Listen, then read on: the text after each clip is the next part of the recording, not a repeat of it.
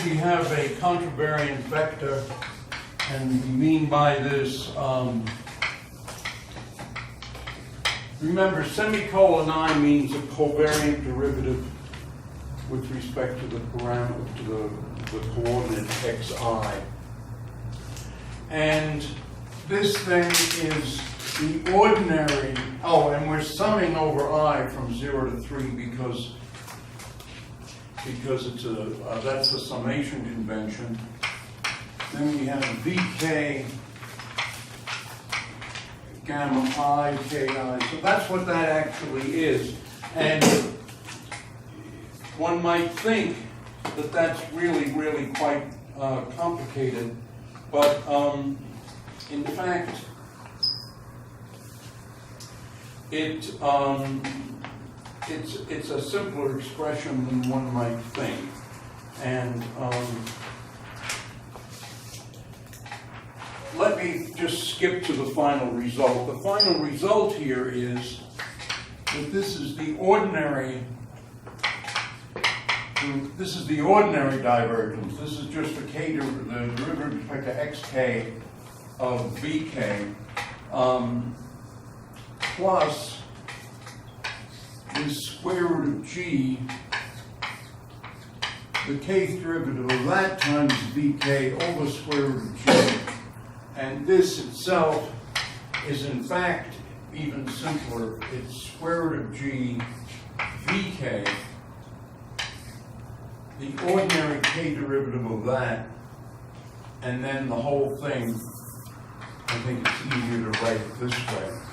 Here, g is the absolute value of the determinant of gik. So gik is a 4x4 matrix, and you then form the determinant of it, take the absolute value, and then in square roots it looks like that. So that's quite remarkable that everything collapses that way. The details are in the class notes and the book and so forth. This occurs in Maxwell's equations. If you do Maxwell's equations in the presence of gravity, then the inhomogeneous equations look like this.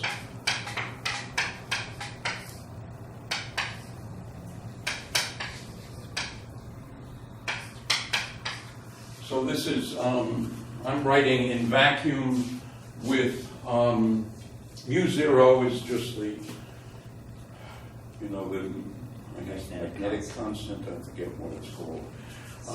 F is the Maxwell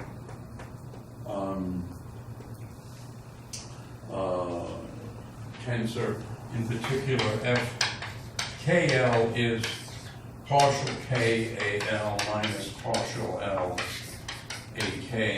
And I'm going to put a plus or minus sign here because I don't remember which my convention was, whether you put this is anti-symmetric, and so you write it one way and you write it the other way and you get a minus sign.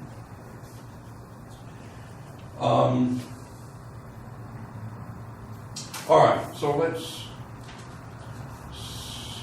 skip on. There's another related, there's a four-dimensional analog of this expression, and it is that suppose we have a scalar and we take its derivative with, well, we take its derivative with respect to x mu and then we multiply by g mu nu. So in other words, this is gik of f comma k, which is to say gik of partial f partial xk. So that's what this is. F is some scalar function.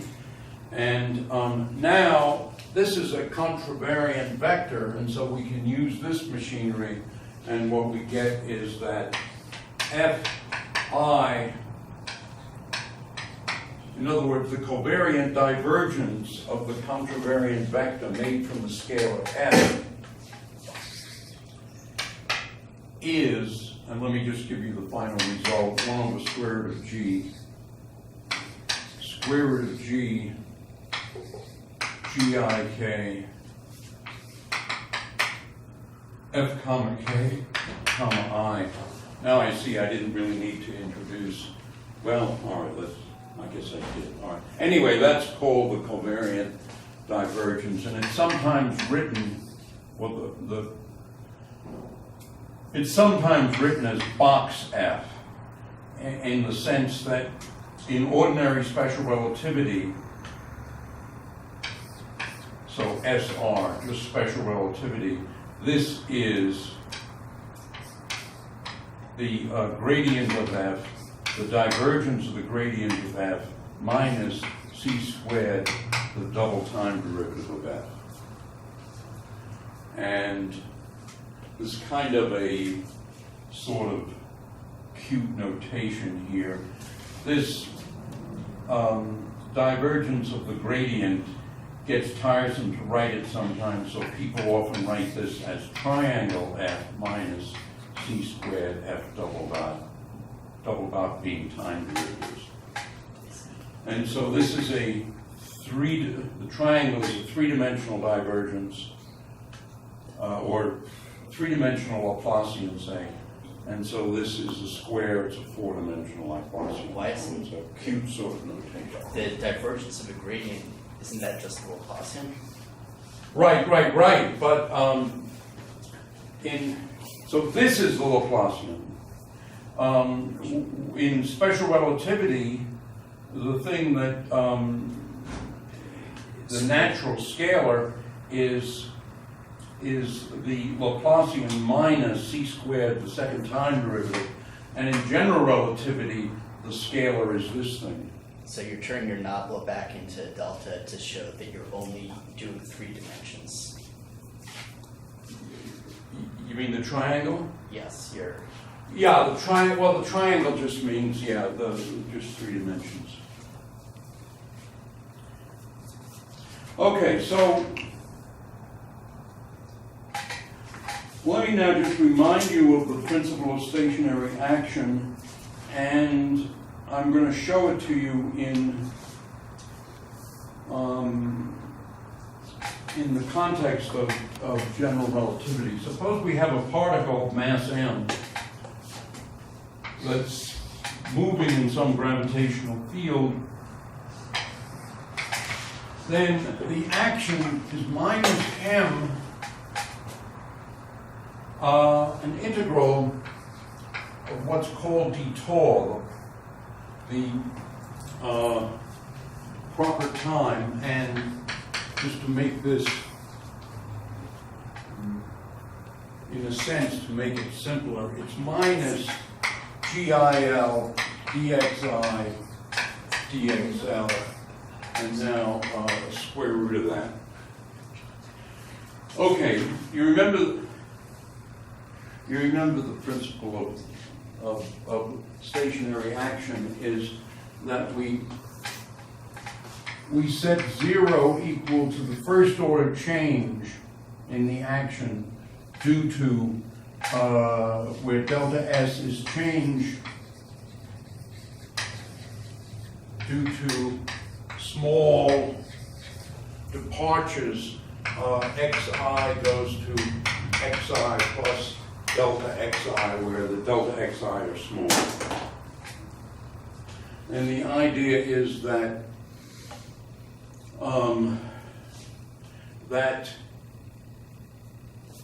well, there are really two ideas.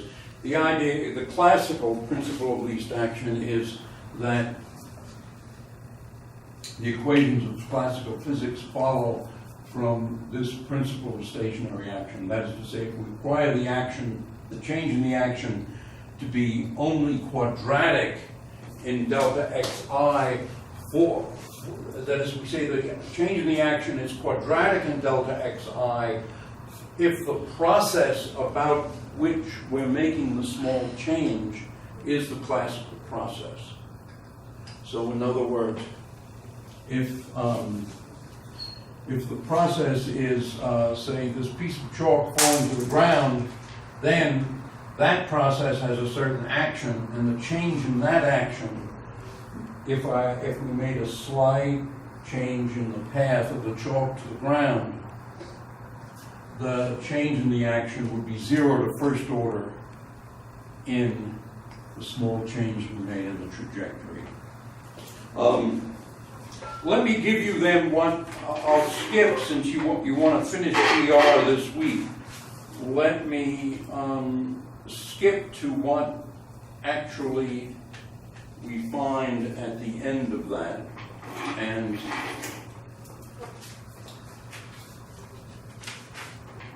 I'm just wondering what's the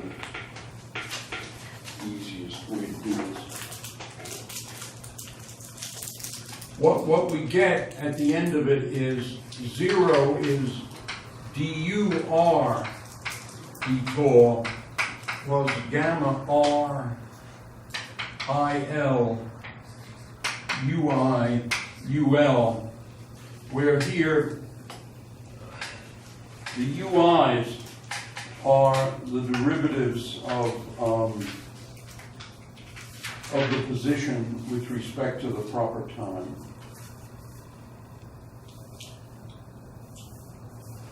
So UI is dxi dTau. So this is the this is what's called a geodesic.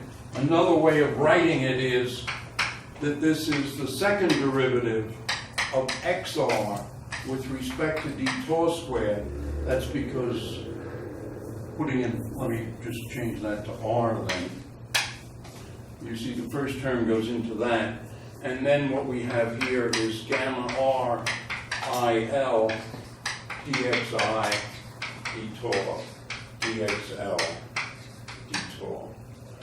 So this is the geodesic equation, and if we had computed this and carefully observed the dropping of the chalk, we would have seen that, in fact, chalk followed this equation exactly. Well, apart from quantum fluctuations and air motion and so forth.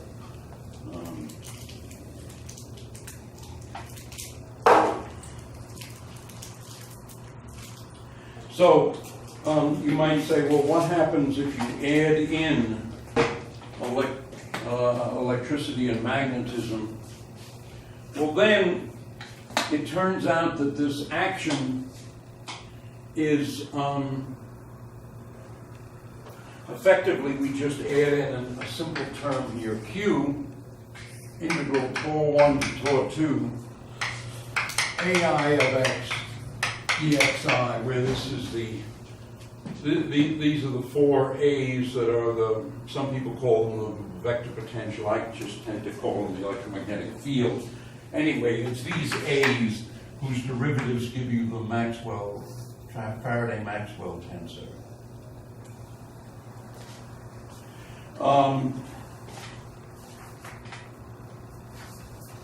And so what happens when you add in electrodynamics, you just have an extra term here, minus Q over M, F R I dxi dTau. And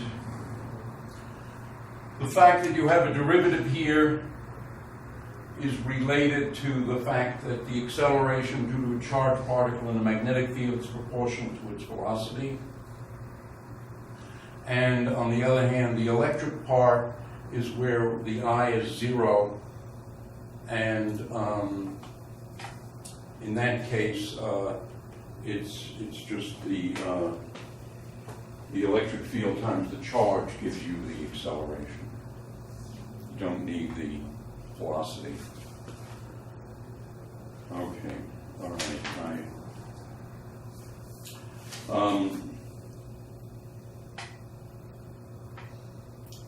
You might say, well, what is the action that gives you this magic? Well, not that one. Where is it? This relativistic Maxwell equation. This comes from an action that looks like this.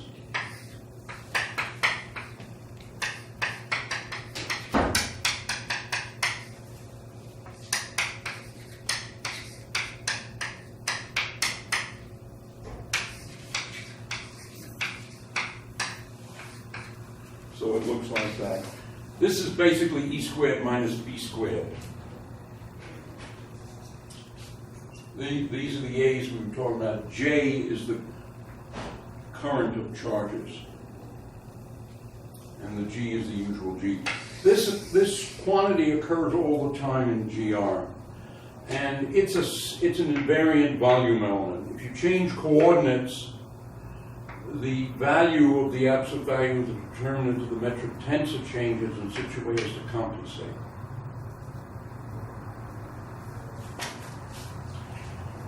All right. I've got to stop saying all right. I should probably say all right. Let's go to weak fields to see how this makes sense for weak fields. So if we have weak fields, what's the geodesic equation? In other words, this dropping of the chalk. Well, if 0 is dur d tau plus gamma r 0, 0 u0 squared. Why am I doing that? I'm doing that because I'm neglecting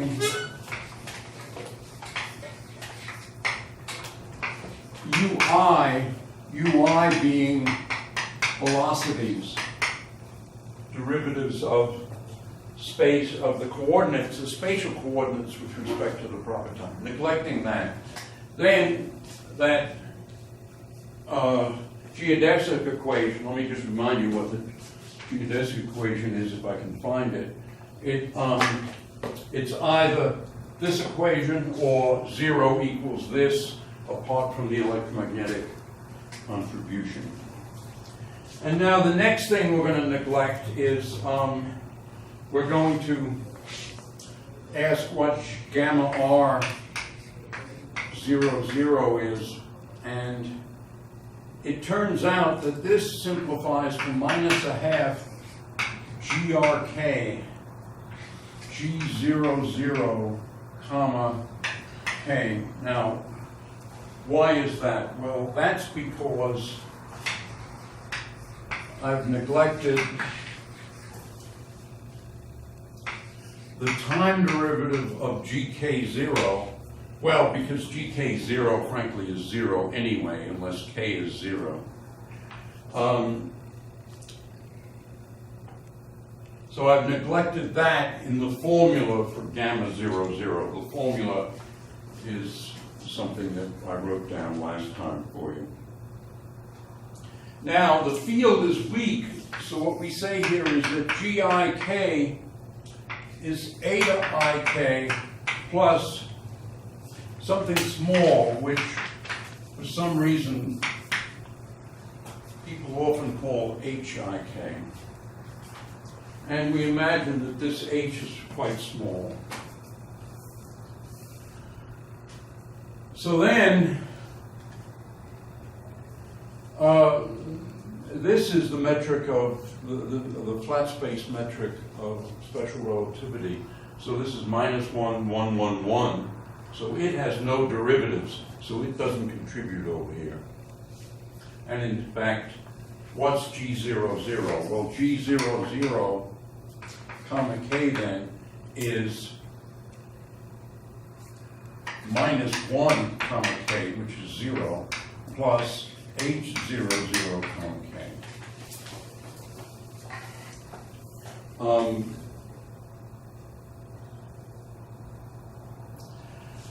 And consequently, and now this is just d d2xr d tau squared, and at slow velocities, again, that's just d. And this is just, in any rate, the bottom line is that the acceleration is just c squared over 2, the gradient of h00.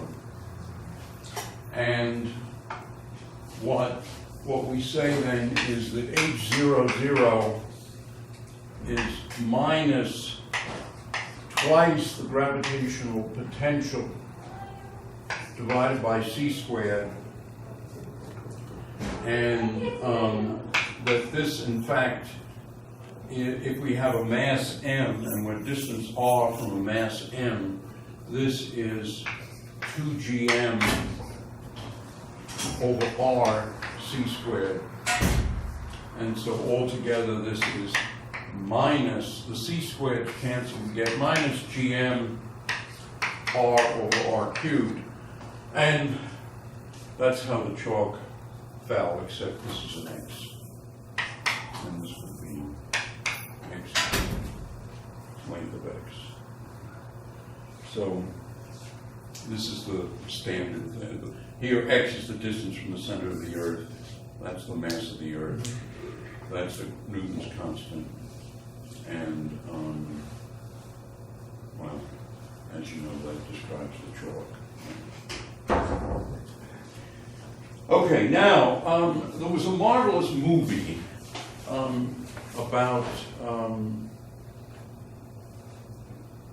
black holes and gravity and space travel. Interstellar? Say it again? Interstellar? Yes, I think that was great. I was like Star Trek. No, I never liked Star Trek. I never liked Oh. I never liked it either. Stabbies. By the way, if you want to read some good science fiction books, Fred Hoyle, who was the top British astronomer for many years, back in the 50s or 60s, he wrote The Black Cloud, A for Andromeda, and Andromeda Breakthrough. They're the three best science fiction books I ever read.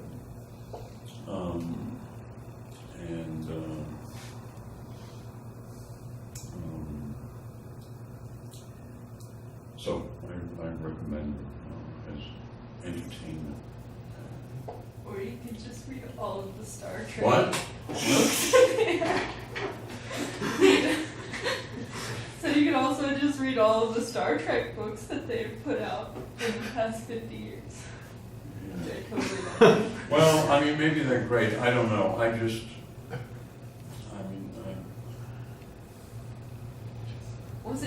Was it, I don't understand. William Shatner was like the epitomal actor. What? Is that hilarious? He was just a great actor. Great actor. Yeah. Well, I don't know. Every time I looked at the thing, I thought it was all absurd and ugly. Oh. I always But thought I- it was better. Okay. Maybe that's just me. I stopped watching television, or at least much television. It was commercial television, must have been. I think I stopped watching commercial television before you were born. Long before you were born. All right, anyway. The movie Interstellar, on the other hand, was quite good. It was. There was one thing I didn't like about it. I thought it was that the view of American civilization that it gave in the very beginning was overly grim, dystopian. On the other hand, we had an election in 2016, and so maybe the movie was not all that. People like Unrealistic. stories about the end of the world. Huh? I said people like stories about the end of the world, and I'm not sure why. Maybe they think, at least we're not there yet. All right, so let's look at this proper time. The proper time, of course, is the time that the object, the rest frame, the time in the rest frame of the individual, and it is 1 over c square root of minus gik dxi dxk. So that's in fact what we've been using up there. Now, if we once again go to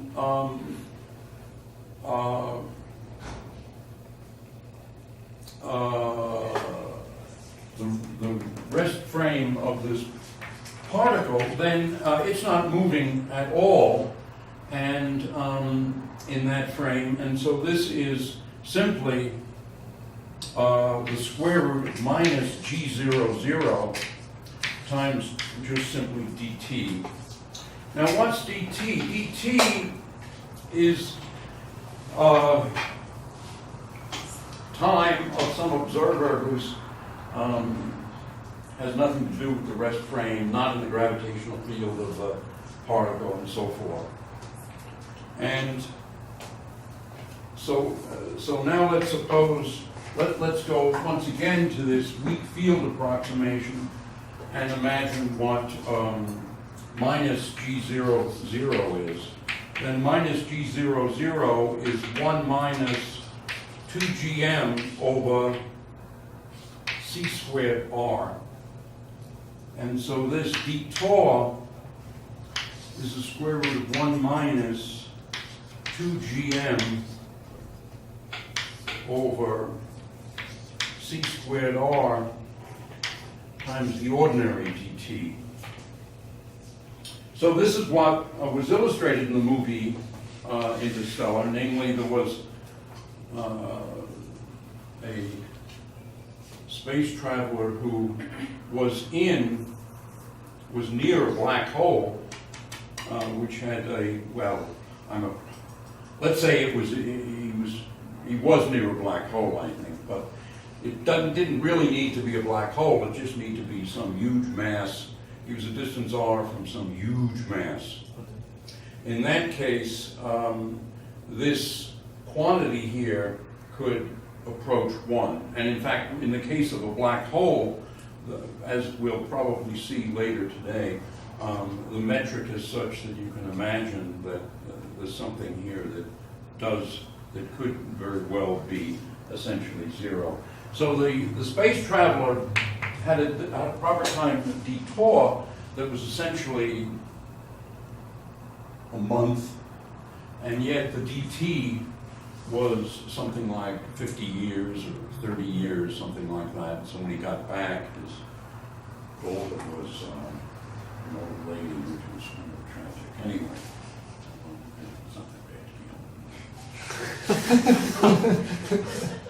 be honest. Anyhow, so that's an example of gravitational time dilation. This was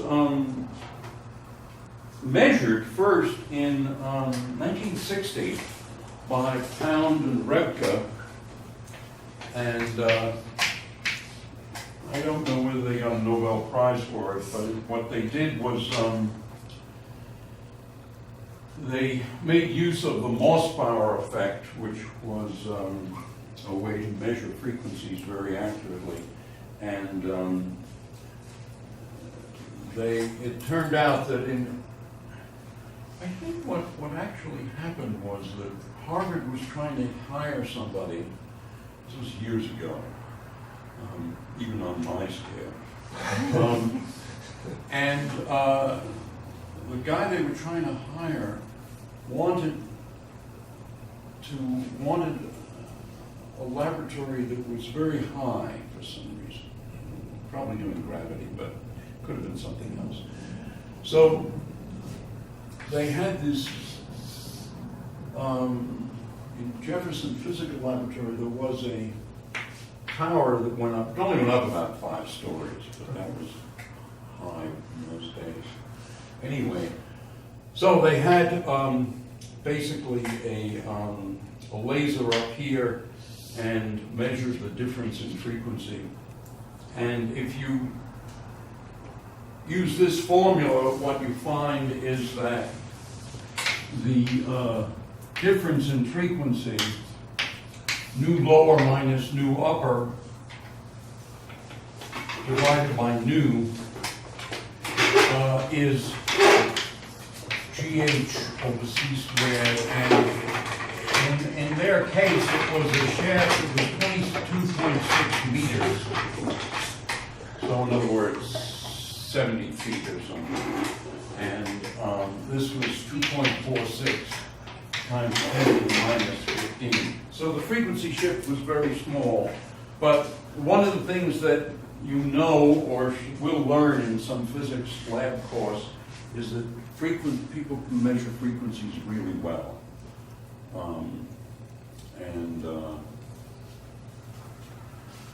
So another way of thinking of this, apart from gravitational time dilation, is that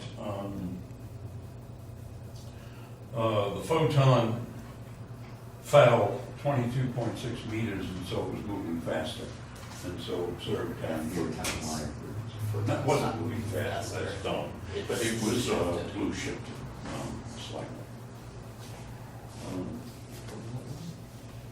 You might ask what the redshift of the of light coming off the sun is, and it turns out that it is minus 2.12 10 to the minus 6. That's the fractional shift, delta nu over nu. Light coming from the photosphere of the sun, the outside of the sun, in other words. Okay, well, you remember we were talking about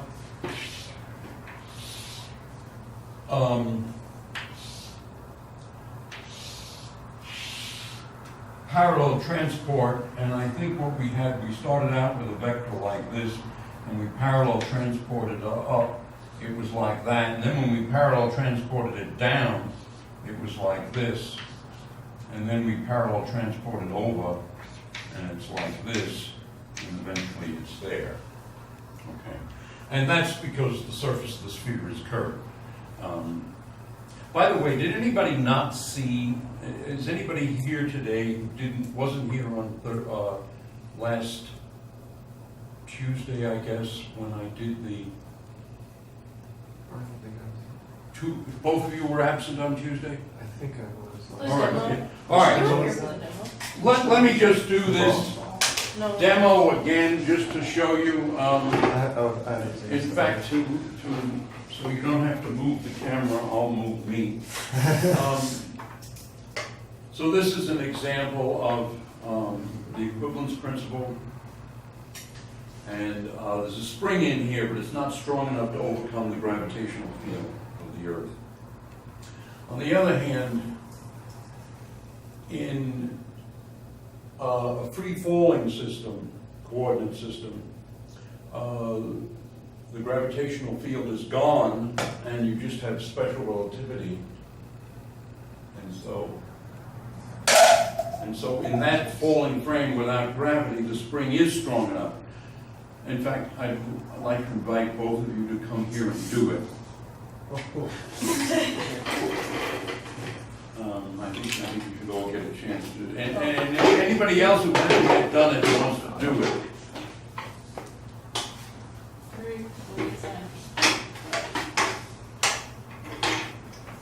Right, maybe I should, hold on a second, I'm going to try to make a movie. Okay.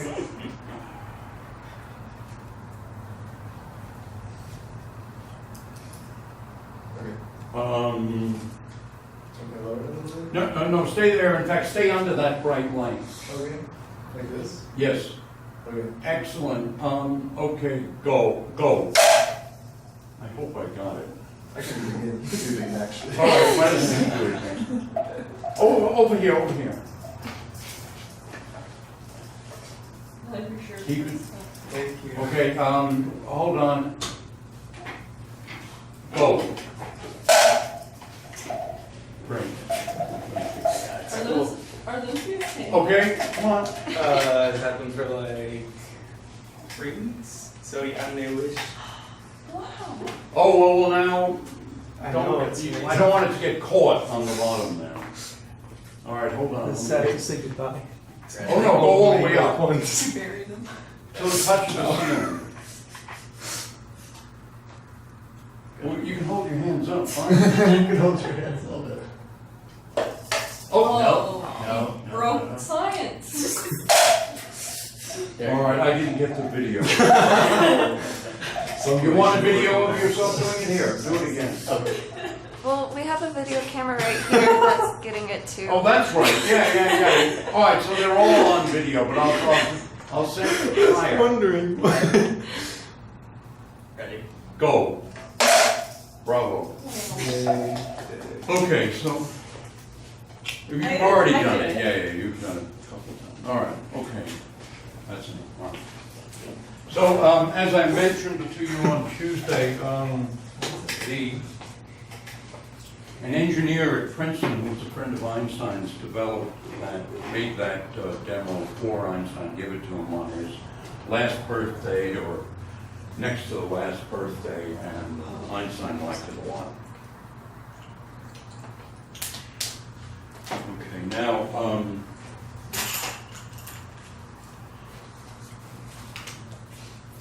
I've been talking about here parallel transport.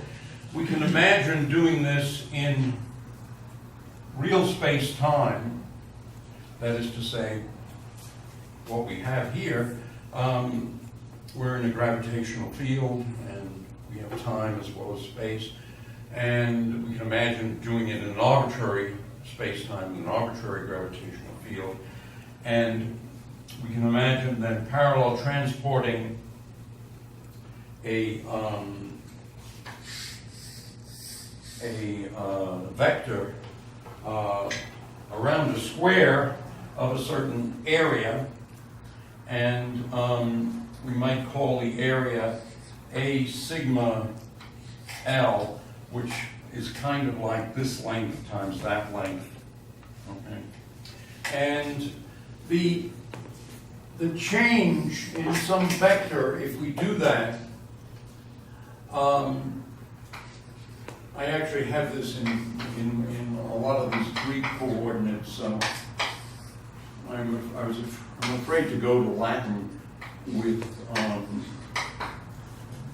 making a mistake.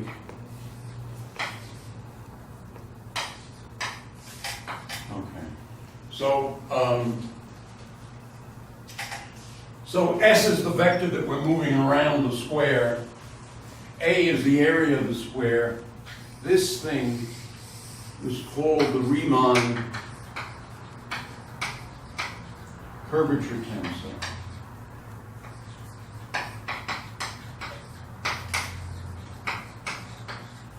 And what is it? Well, now let me switch to my notes, which are Latin.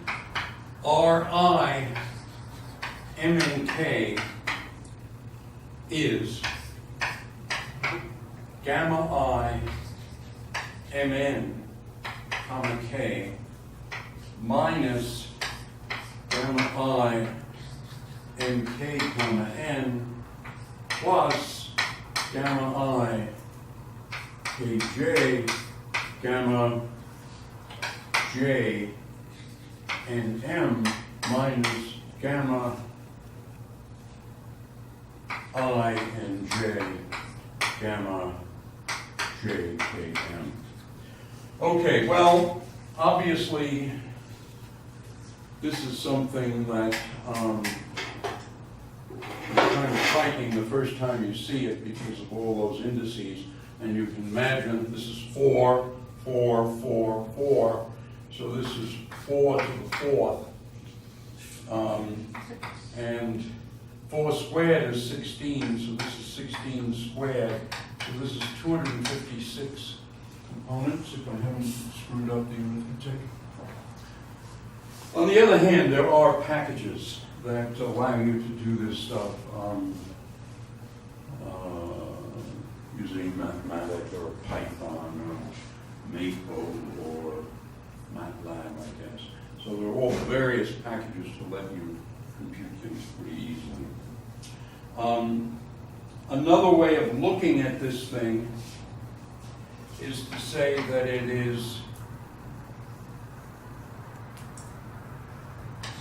we can look at it this way, an ordinary derivative plus gamma k, another ordinary derivative plus gamma n, and the commutator of those two, and then you take the I M matrix element of it.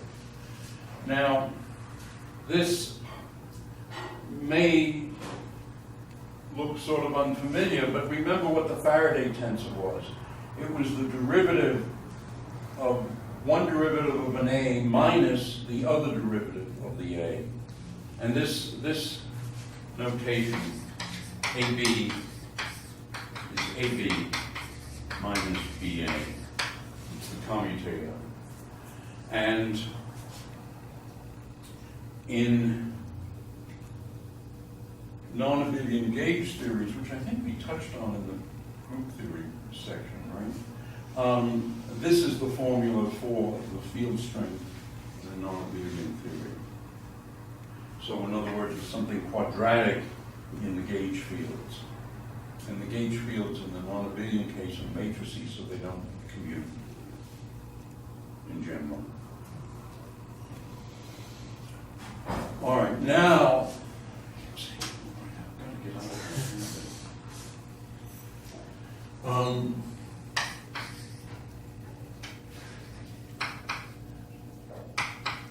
Now, there's something called the Ricci tensor. This is simpler. It's the trace of the Riemann tensor. So summed over repeated index n. And then there's my favorite, the scalar. And in fact, what do we call it? Just the scalar curvature. We're not giving it any name. R. Well, this is the trace of the Ricci tensor. In other words, GMK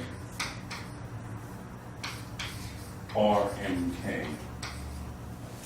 And another way of thinking about that is that this G raises the index M and turns it into well, this thing is symmetric, so the G is symmetric.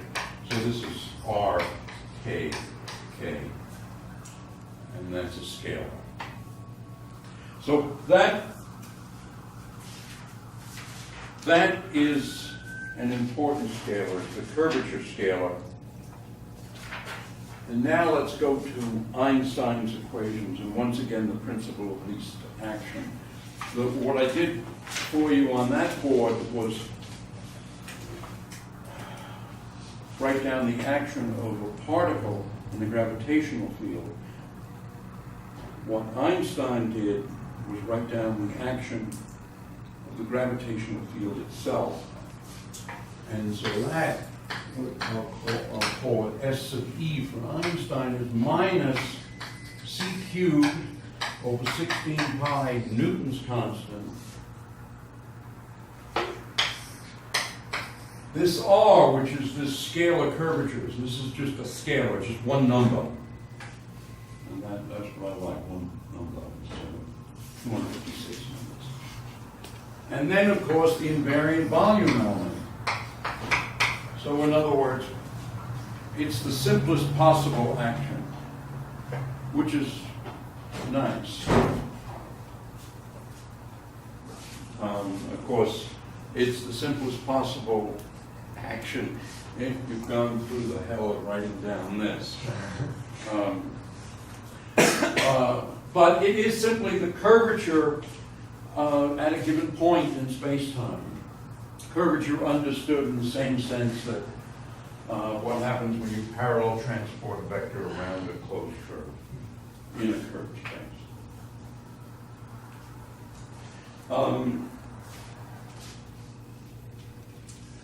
Another way of writing this is in terms of this Ricci tensor. And so that's minus C cubed over 16 pi big G integral. And now this is GIK, RIK, and then invariant volume element. T4th x is dt dx cubed times C. So dx0, dx1, dx2, dx3, that's what d4th x is.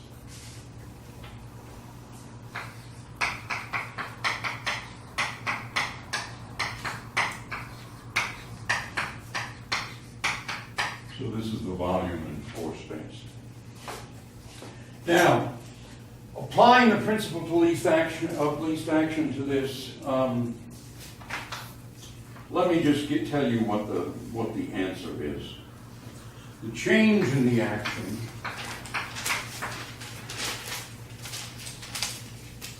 turns out to be this, minus c cubed over 16 pi big G integral RIK minus a half GIK R square root of G, the change in GIK d4 of x. So, if we're talking about a theory with nothing but gravity, no matter, then setting this equal to 0 for arbitrary tiny changes in the space-time metric gives us this classical equation, namely RIK minus a half GIK R equals 0. So those are Einstein's equations for empty space. Another way of saying it is that this is GIK. So this combination is called the Einstein tensor, and it's written G. Why it's not written E, I don't know.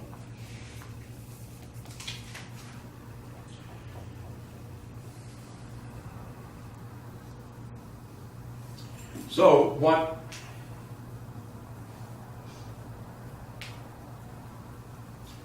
those are Einstein's equations for empty space. But of course, if space really is empty, then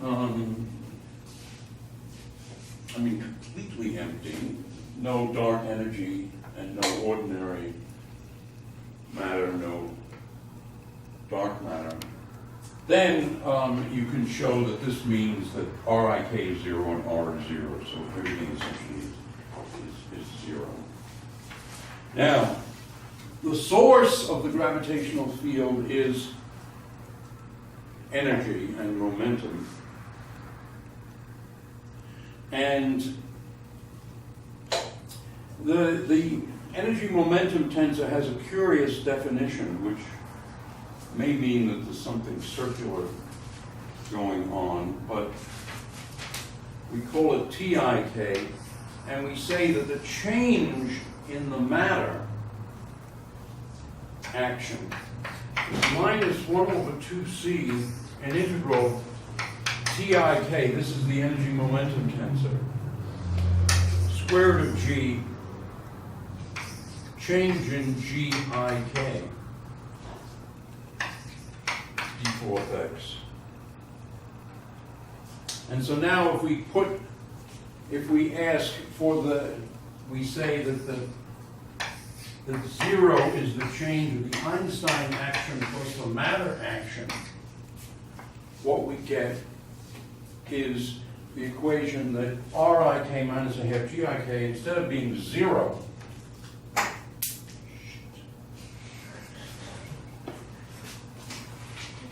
let me get, I like this chalk up here because it's softer.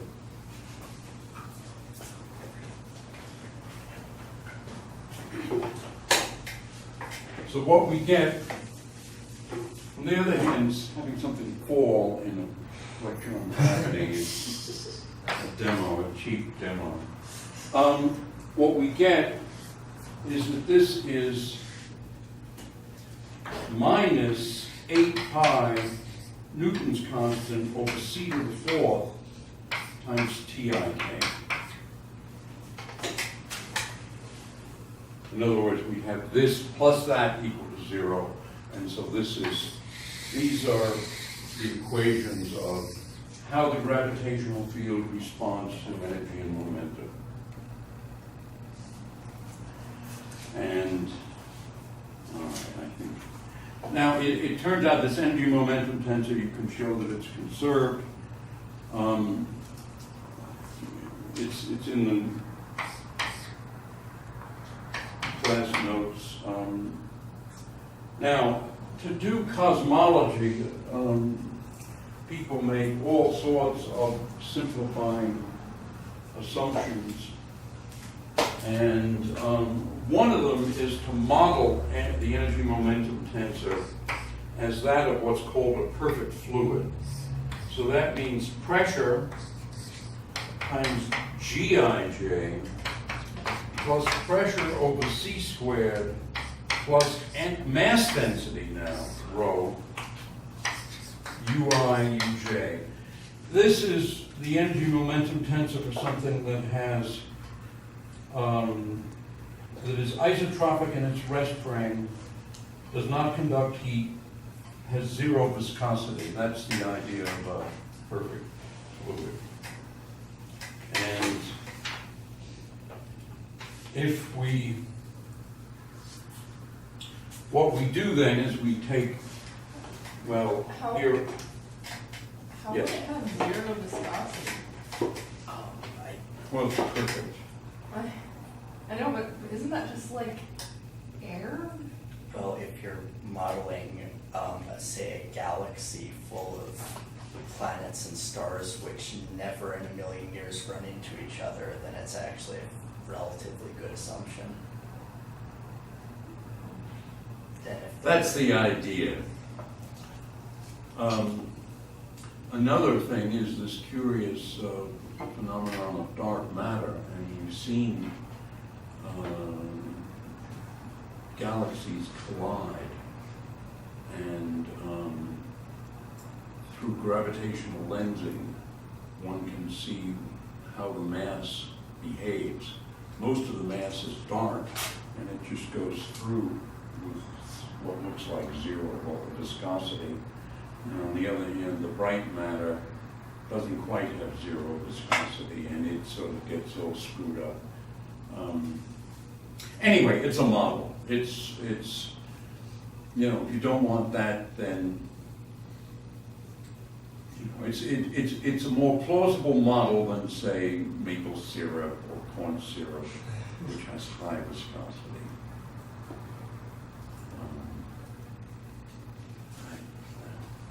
Anyway, if you want to push that in there, let me actually fix this J. I've been trying to avoid using I and J in the same equation, so let's make this a K.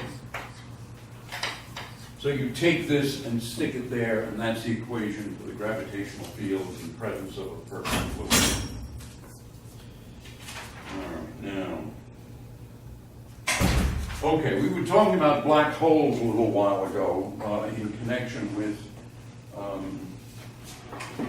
the movie Interstellar, which I highly recommend. By the way, do some of you watch Netflix? Yes. Okay.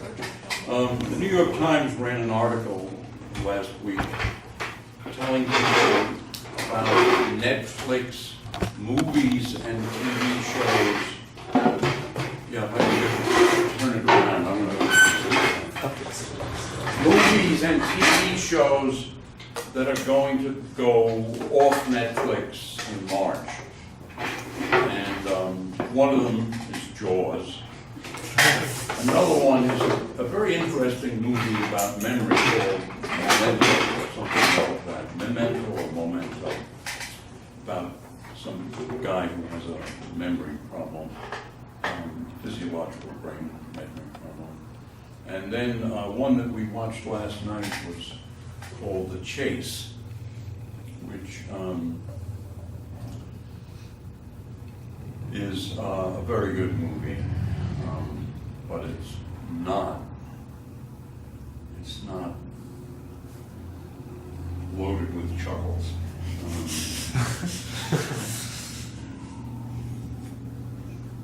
But it's quite a good movie, and okay, I was about to write with chalk on that board, that would not work good. All right, well now, shortly after Einstein published his papers on general relativity, in fact as early as 1916, Schwarzschild found a solution for the case of a mass m, and he assumed spherical symmetry, and one can think of this as a point mass m, or simply that Schwarzschild was giving the solution for a outside the mass in the empty space around the mass, and this is the Schwarzschild solution. So what he actually did was he solve Einstein's equations, which are Rij, in other words, setting the Ricci tensor equal to 0, outside of mass m. And what he found was this, that, remember, in totally empty space, just ordinary special relativity, ds squared is distance squared minus c squared dt squared. Well, Schwarzschild solution around a black hole, around a mass m, is minus, and instead of just c squared dt squared, it's 1, that's the c squared dt squared, minus 2mg over c squared r. And we've seen that combination several times. For example, and that's right behind u. You see. 2mg over c squared r times c squared dt squared. And then two terms. First of all, dr squared over 1 minus, again, 2mg over c squared r. And then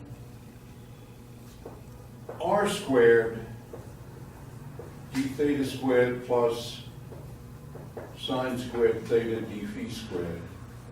So in other words, this thing would be simply just r squared.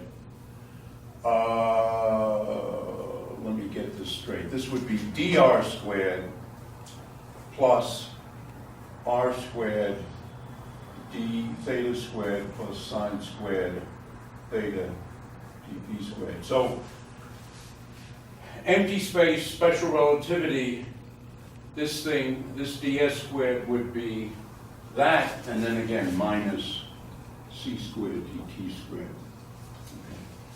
Now over here, putting the c squared dt squared at the front, we get something, if we set big M equal to 0, this turns into that. Okay. On the other hand,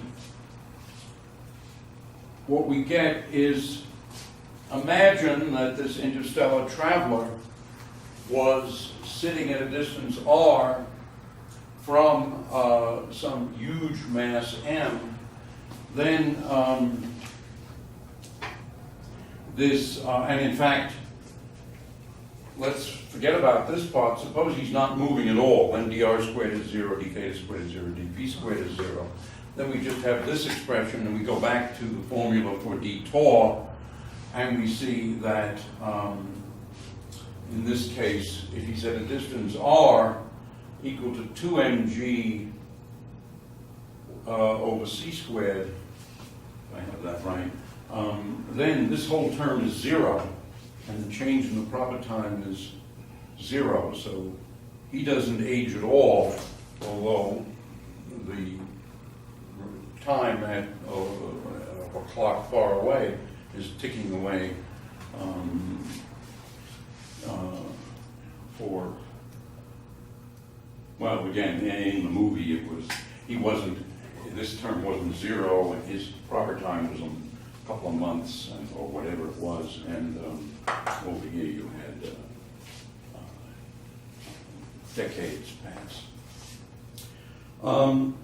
And in fact, you see there is a singularity here. This one is just 0, but 1 over 0 is a singularity. But this is a singularity that's due to the choice of coordinates. If you choose other coordinates, that singularity goes away. And in any case, if you're talking about the sun, then the Schwarzschild radius, which is, so the Schwarzschild radius is 2 for the sun. It's mass of the sun, big G, over c squared, and this is, let us say 3 kilometers. It's 2.95 actually. Whereas the radius of the sun is something like 7 10 to the 5th kilometers. So this singularity, which, as I said, is not a physical singularity, it's an artifact of Schwarzschild's particular coordinates. But in any case, it's way inside the radius of the sun, and so the Schwarzschild solution applies quite well outside the sun. And in fact, well, I'm not sure what I wanted to say now. Okay, let's now go to. I can't get out of saying okay. I've got to stop that. I don't know how.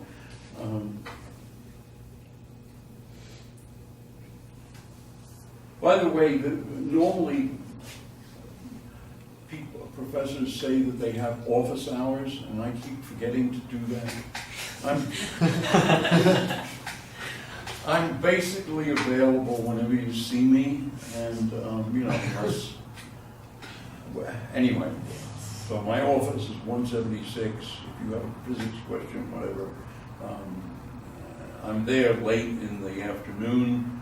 And I also come by around 9:30 and stay until, I try to leave at 11, but sometimes I'm tired to do that. Anyway, and I have this routine every day, including Saturday and Sunday, unless I go hiking. So if you want to come by, good question. You can come by as a group also. And have group questions. I forgot to say that. Anyway. All right, what about a black hole? Well, this Schwarzschild solution, you see, also can describe the physics outside a black hole. And what happens is that this this proper time can go to zero if this term goes to zero. And or equivalently, if you have something happening, so let's suppose, I'm just drawing the black hole to a finite extent, but suppose now you have some clock, tick, tick, tick. I guess one hand is longer, so I'll make this one longer. So this clock is going tick, tick, tick, and let's suppose the Schwarzschild radius is here, and say the clock gets close to the Schwarzschild radius.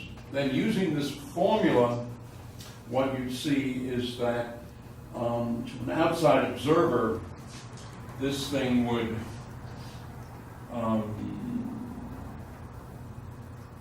be frozen in time. Or equivalently, as in the movie, if this were actually the living observer and he got really close to him, when he came back, the time would have been, centuries would have passed, and he would only have been a year older or something. Now, Stephen Hawking once gave some lectures entitled Black Holes Aren't Black, and what he meant was that the gravitational field gets so intense near the black hole that it radiates at a temperature, and the temperature is Planck's constant divided by 2 pi, that's what the bar means, c cubed over 8 pi Boltzmann's constant, g, the mass of the black hole. And that means that eventually the black hole radiates itself away, but the time that takes is, unless I screwed up, it's 5120 pi g squared over h bar c to the 4th m cubed. So big black holes last a really long time. On the other hand, small black holes just go. And something else that I thought of mentioning to you but never vocalized. Over here, if we look at the action, here, here's the curvature the metric. Now this G, the square root of G is just essentially 1 if you have a weak gravitational field. So this is basically the volume integral of the curvature, and then it's multiplied by a huge factor, because c, as you know, is fast. That's the speed of light. Newton's constant, very small. So if you have c cubed over g, that's a huge factor. And so just the slightest curvature gives you huge action. That actually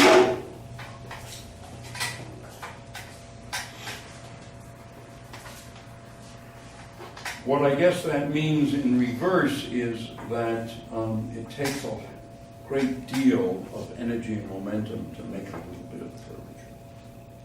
It's another way of thinking about it. And in fact, if we look at, all right, I'm sorry, can you swing this around?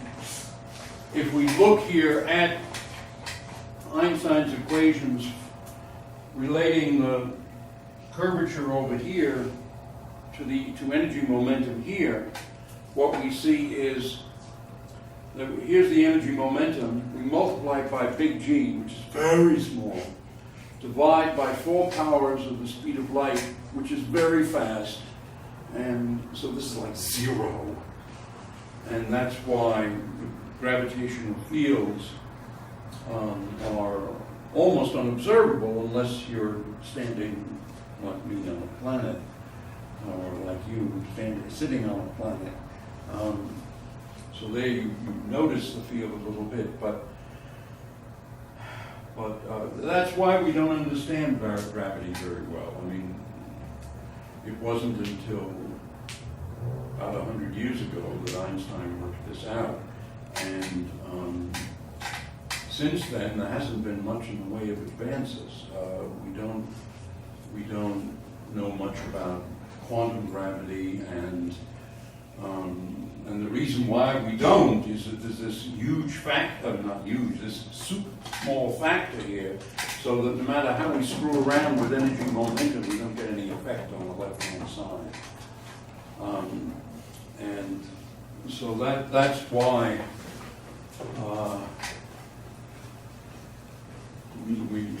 that's why the progress has been kind of slow. Okay, so I want to start maybe cosmology now. The basic idea,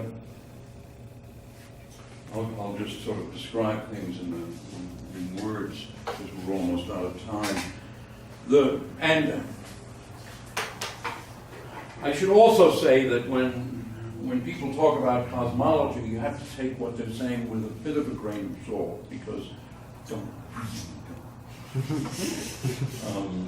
so what I'm giving you then is the sort of standard model of cosmology, which may or may not be true. So the idea is that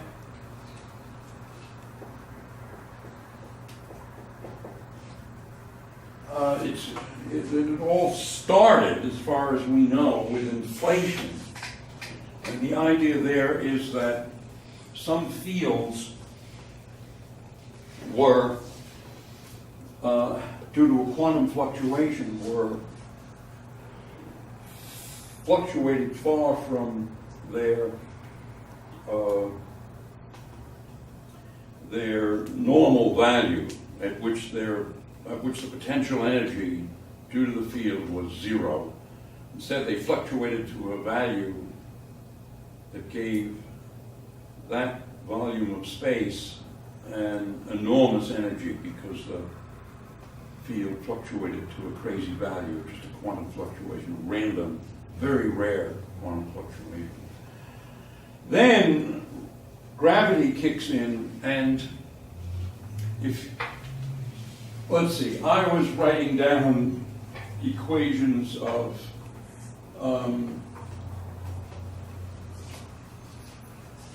let's see, well, over here we've got this is how the electromagnetic field behaves in a gravitational field.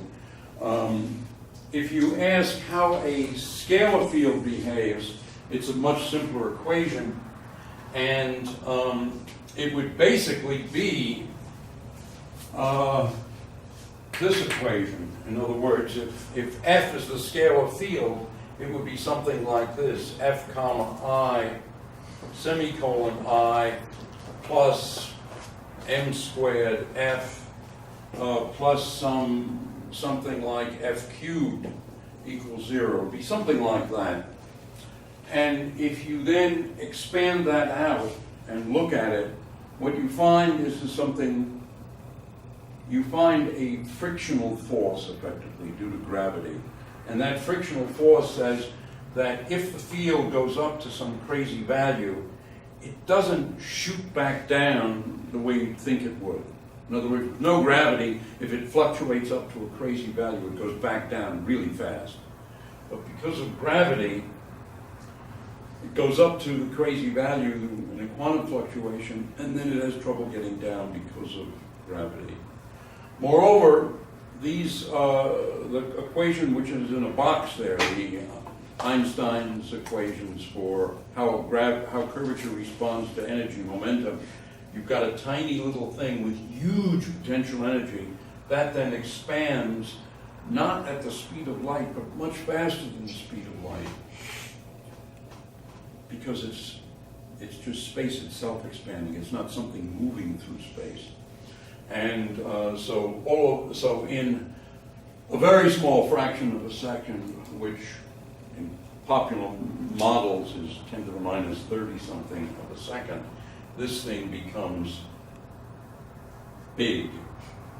Big, I don't know, it depends on the model, the size of a basketball.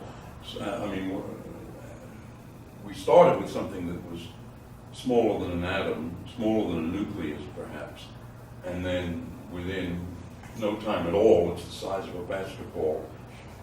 And the energy density is fantastic. And then that energy density gets converted. Finally, this thing is able to go back to 0. When it goes back to 0, there's no more potential energy there. It's all kinetic, and that's radiation. And so there's an incredible amount of radiation, and that's the Big Bang. I like to think of it as inflation and then the Big Bang. Most people just call inflation the Big Bang, and it's quibbling to say who's right, because the period of inflation is perhaps 10 to the minus 30 seconds only, so it's more or less the same. And okay, well, we see I don't control time very well, so it's over. So I'll try to finish next time cosmology, and we'll see. Any questions? Oh, you know, I've been forgetting to give out candy. Did anybody ask a question? I did. I was about to. Check yes too. Anybody else did? Usually, Who else asked a question? All right, wait a minute. The two guys who did the demo. with Oh, you did a demo. I didn't need any more, but Shady. usually we only care about Equivalence Principle with action. We only usually care about action being stationary. But just out of curiosity, is No, that's the Temperature thing. is Action inversely stationary. related to the Not mass. minimum action. Not Weird Have that action the is temperature is stationary. inversely Yeah. related to the mass. but Where? is action For more a black invariant? hole. Yeah. that's- Yeah, it's a scalar. Okay, I was like, Scalar. my brain's not really clear, so I I mean, can't it's, tell in you. fact, in general relativity, it's totally invariant. Action any frame. Yeah. Okay. My football. Do you have a question? Do I you know, or you're bidding for a candy? Oh, you get an extra candy because you were a videographer. Well, you're And you loaded. get another Whoa. one. Okay, so what? I was just Hey, you wanna- curious, because it seems kind of counterintuitive to me that the temperature is inversely related to the mass. I'm gonna do this tomorrow. 'cause then I know, that is weird. Is Get there them all in like the a library. threshold Oh, yeah, you can that see a it. black hole can have? Yeah, did you get it? Yeah. Is there a what? Is there like a specific density, like maximum density a black hole can have? Oh no. So any imputed mass would It's just like equal telling the how radius of easily. I don't know. I haven't worked on black holes very much. But what I you're can see that saying last is very reasonable. Just in case you ever forget they- where you came from. Just like in the mirror. Naively, you'd But expect you are saying. that the temperature would be proportional to the mass. It is for Don't main forget. sequence stars. Huh? It is for main sequence stars. Okay.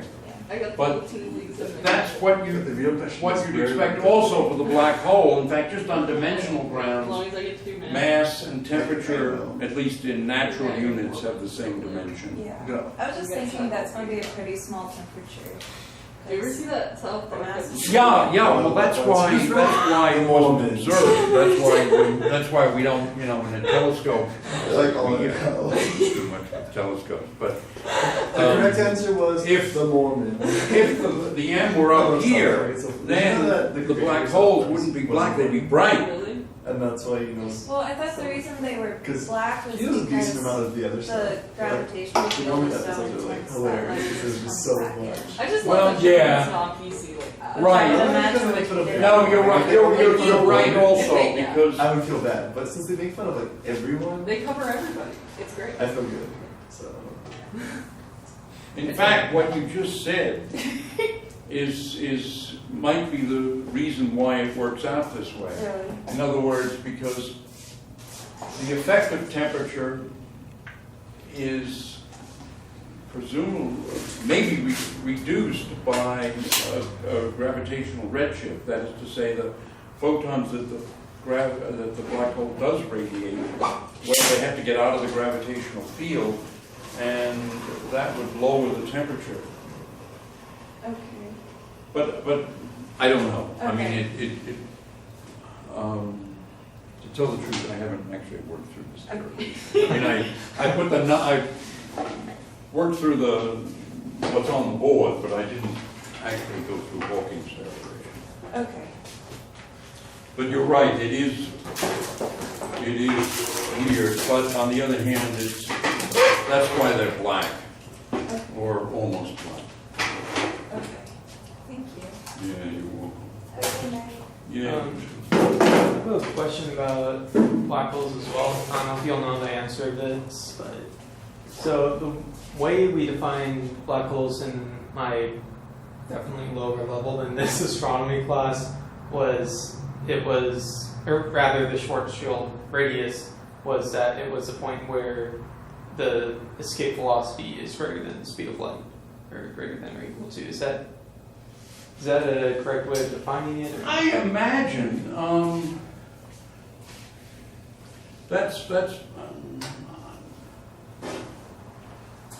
I think that's right, but I haven't worked through that, All right. and I don't remember reading that recently. Okay. But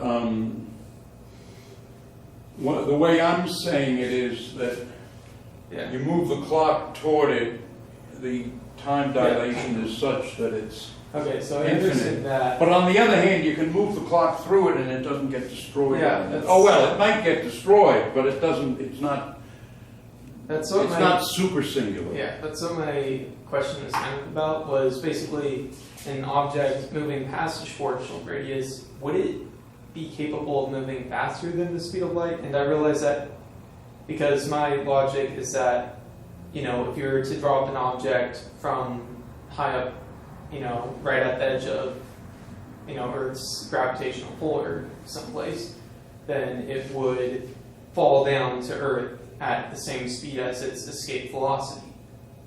So if the Schwarzschild radius is greater, if that has that escape velocity. That's very intelligent what you're saying.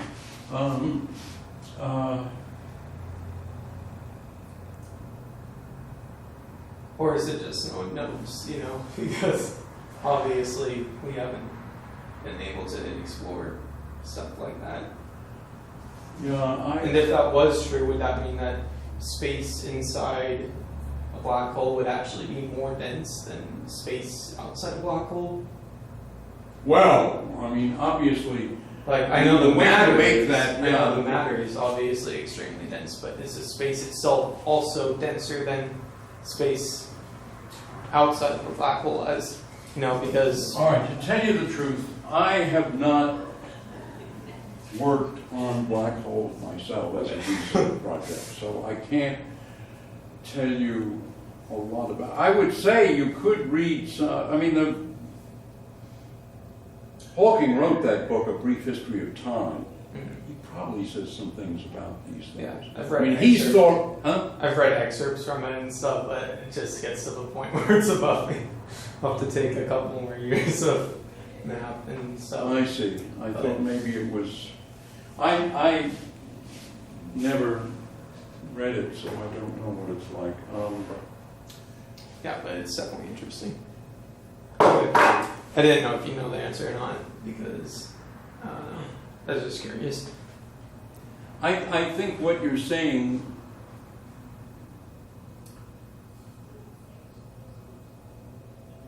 sounds right in some sense, Okay. but you know,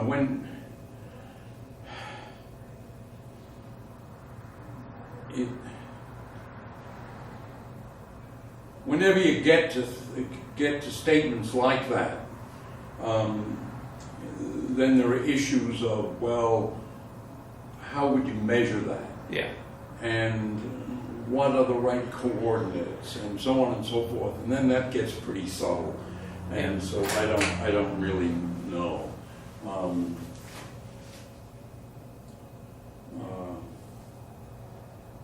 One thing that I have thought a little bit about is that apparently from these equations, just Schwarzschild's equations, if you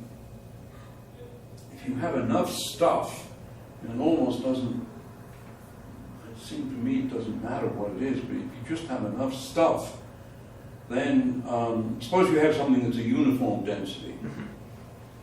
Well, if you make it big enough and then stop, then outside it's going to look like it's going to have the Schwarzschild metric, and if you have enough stuff, then the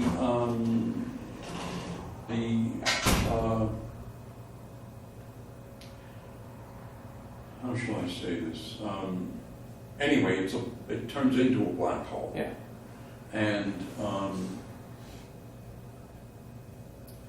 the other thing that one should keep in mind when discussing black holes is